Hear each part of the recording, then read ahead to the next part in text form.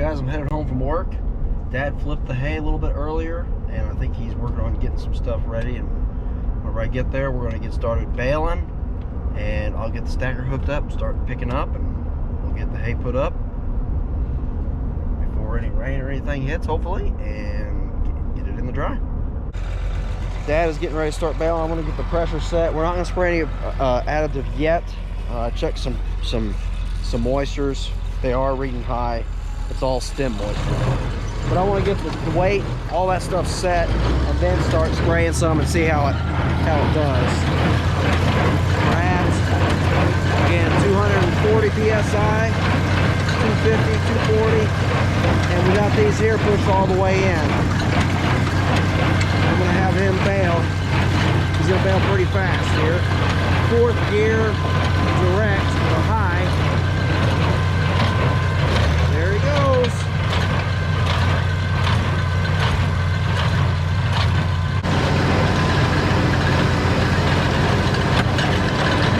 Alright, we're putting preservative on.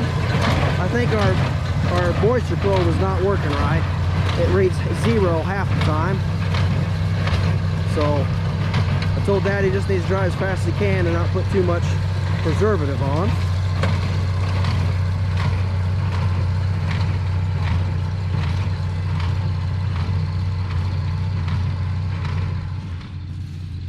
So the bales are definitely plenty heavy. The question is, are they tight enough?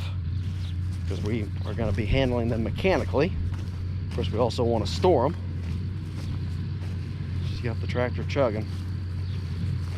The issue I'm having is we are applying preservative. See, that there probably needs to be tighter, honestly. And I've got to go fast enough and put, speed doesn't matter. Got to put throughput. You need throughput through the baler. And in this situation, that equals speed because our windrows are not that big. Now, if this was normal late first cutting, we'd be going slow because we'd be pounding a bunch of hay through there.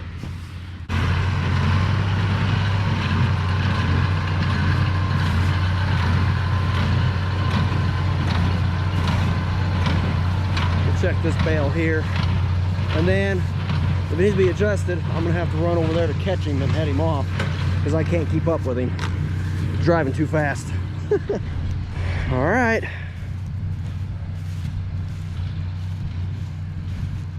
The bales we built last night have 0 heat, which I knew they wouldn't. It'll take a while for us to have any issues with them.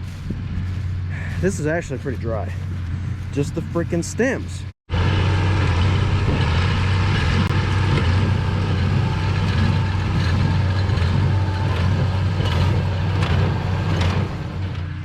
Right now, I am going to put his hay probe up here before I lay it down somewhere and it gets broke or lost or something, since it's not really working right anyways. And I'm going to grab the 4-wheeler, run it out here, just so I got it if I need to jump on it and go running down to check some bales or something like that. And I'm going to jump on the stacker and we're going to start stacking. Whoop whoop, hey 2023 baby.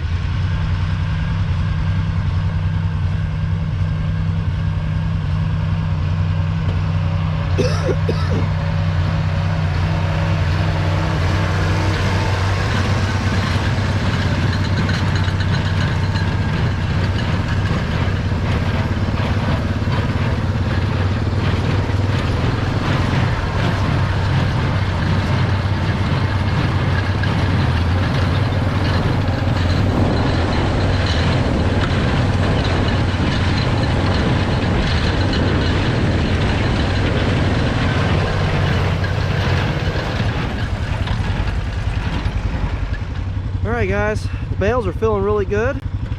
One of my nozzles is plugged. I'm not unplugging it, so that way I'm only running half my nozzles. And I got, I don't know, it don't take much to plug one of these nozzles, so kind of fight that. It does pretty good. He's booking it. Oh, he slowed down a little bit, which is not as big a deal since we've got one nozzle not working. There's my chariot. All right, got my wires. I'm gonna hang them on the back of the stacker. Dad already has the stacker hooked up. I'm gonna check it over. All right, guys, so if you're new to the channel, I use the wires instead of tie tiers on my stacker, and that is really what makes it to where I can set a load off anywhere that's flat. I mean, it's not going to set off on a hill, but anywhere that's flat, I can set a freestanding stack of hay. So like here at the house, I'm actually going to stack right over here in the drive, just on the other side of that pile of rock right there, and then I'll take the skid steer and I'll transfer it from there into my new lean-to, because the lean-to is not tall enough for the stacker back, so that's why I do that. So let's get to stacking. Also, if you're new here, I stack with a 1032 stacker, Stackliner, Holland, Bale with a 326 A-liner, Holland square baler, and I'm running a 6150 Deutz. Dad's running a 1650 diesel Oliver, and I cut with a white 135. So let's get to stacking. This 1032 will stack. Let's see here. It'll stack 70 bales.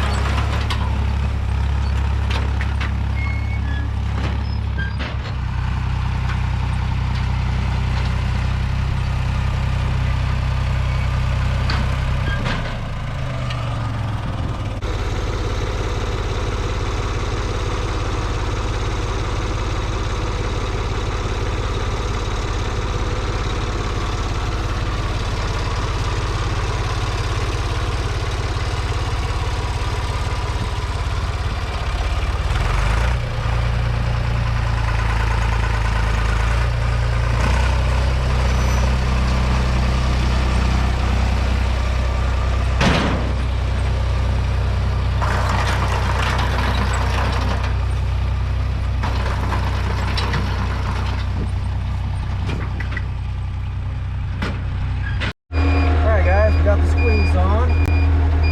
See? Got our stack over here. You'll see that we did lose 2 off, that we pulled the other 2 down. So I'm going to grab 8 at a time on the top 2, set them off, and get the 10, and go from there.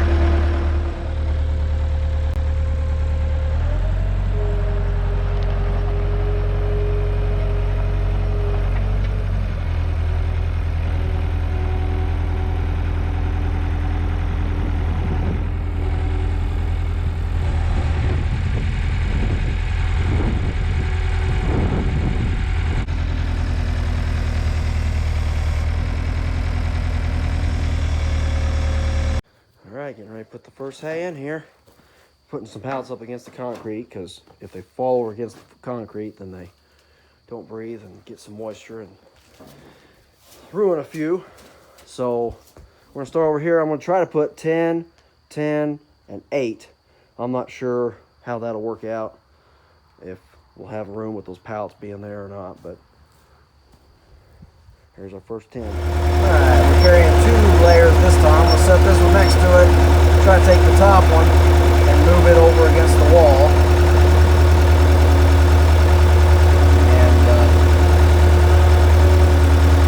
go from there. That's the plan. We'll see if we make it in there with them.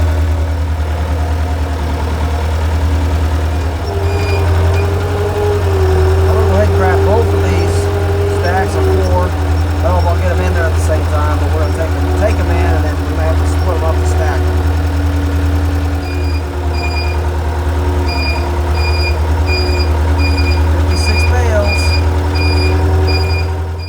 Alright guys, all of the hay is in.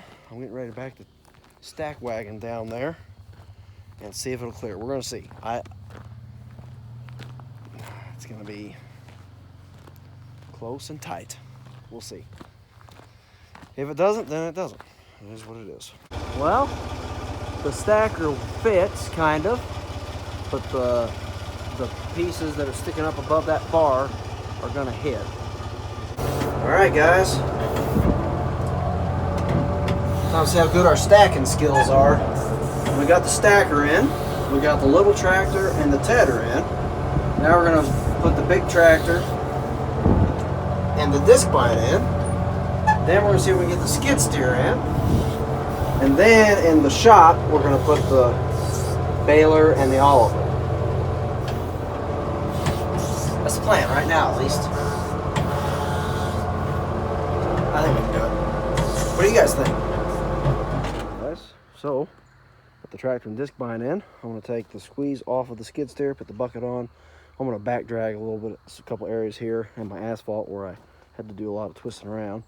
And I got a little bit of pile of rock over there in front of the door from doing my concrete. I'm going to try to get it kind of scooped up and put back over here in the pile. Make it easier getting the baler and tractor in and out of there. All right, there's that. Daddy-O's gonna back the baler in here. I'm gonna get the broom and try to clean up a little bit of that mess in there. All right, got the skid steer in, got the white and the disc bind in. And we got my tracks laying out here. We got the stacker back in there, if you can see it. Got the stacker in there, got the Deutz and the tedder. And the hay, here's the hay. 118 bales is what it made. So I was able to stack 10, 10, and 8. So I got 28 bales across here in one layer. So it'd be nice to have some lights in here too. That'll be a project for another day. Oh man, that smell is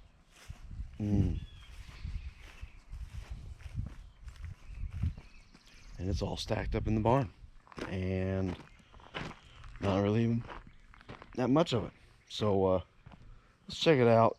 Last night when I showed you, it was a little bit dark in here, so we're just gonna kind of check out the hay real quick. So here it is. We stacked 4 layers high, and then I had I think 6 bales that I threw up here on top. So, my goodness, it smells incredible. I think it's gonna be okay though. Let's run around the other side here where the sun's shining. You guys will be able to see it a little bit better. Like I said, we got everything in the barn. Got the stacker in over there. It was a tight fit. Pretty tight fit. Deutz, the chrome tedder. Disc blind, big tractor, the white, and the skid steer. So let's run over here. All right, here is the hay. It looks really good. I mean, you know, good color. Obviously we got this really early, so not many stems. You know, you're gonna find a seed head here and there. And there's one there. There's one there, one there. If you look down through there, typically a mid to late cutting, first cutting will be just seed heads sticking out everywhere. And you will see some stems sticking out here, but there's not many stems either. So I'm gonna call this is high quality stuff here. And the color is really good. I mean, I know any hay would look green compared to straw pretty much, but there it is compared to my old straw bales here. So that is it. Issues that we had. Let's run over them real quick. First off, getting the Oliver going, I did not have all the fuel lines back on, and so I had to do that, which was much more difficult than I thought because I couldn't find a fitting, but we got that done. But the issue that we had is it's leaking at the fuel filter housing, where the filter seals up against the housing. So I think there might be something in there. I swapped out another seal that I had that was really good. So it's not the seal. I don't know what that is. Issue number 2 is the preservative applicator, because the hay didn't dry real well. It dried really well, but the stems were not completely dry. I was just a little bit nervous about baling it like it was. So I want to put preservative on it, but we had to work on the applicator first. So that was that. And then